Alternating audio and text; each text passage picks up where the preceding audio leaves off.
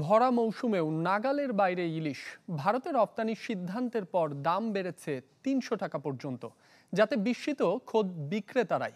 এদিকে সপ্তাহের ব্যবধানে অধিকাংশ সবজির দাম বাড়লেও কমেছে কাঁচা মরিচে।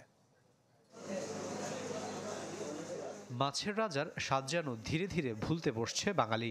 রুচির পরিবর্তন নয়, বরং তেলে ইলিশ হাত ফসকে চলে যাচ্ছে ওপার বাংলায়। বন্ধুত্বের পরিচয় কিংবা রফতানি যে নামে পাঠানো হোক না কেন, বাংলাদেশের মানুষের কপালে এ মৌসুমে কম দামের ইলিশ আর জুটবে না তা এক প্রকার নিশ্চিত। একটা মাছকে দিলে ১-১.৫ টাকা লাগে, একটা ভালো ইলিশকে দিলে ৪ টাকা লাগে। ইলিশের চাপে অন্য মাছের দামে কিছুটা পরিবর্তন থাকলেও ক্রেতার অপেক্ষায় অলস সময় পার করতে হচ্ছে বিক্রেতাদের। যে কোনো ধরনের মাছ কিনতে পকেট থেকে ন্যূনতম ৪৫০ টাকা বেরিয়ে যাবে, তাতে কোনো সন্দেহ নেই।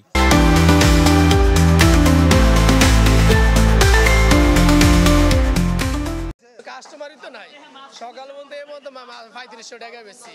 অজুহাতের আরেক উপাখ্যান সবজির বাজারে। সপ্তাহ ব্যবধানে ৫ থেকে ১০ টাকা পর্যন্ত বেড়েছে ঢেঁড়স, বরবটি, করলার দর।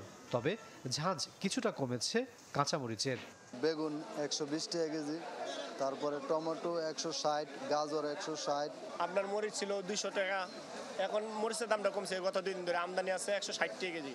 পরিস্থিতি এমন দাঁড়িয়েছে যে বাজার নিয়ন্ত্রণে কারো কোনো কথাই আর কোনো কাজে আসছে না। তাই আবারও তীর্থের কাকের মতো অন্তর্বর্তী সরকারের দিকে তাকিয়ে সবাই। রাকিব আল জাবেদ, চ্যানেল 24, ঢাকা।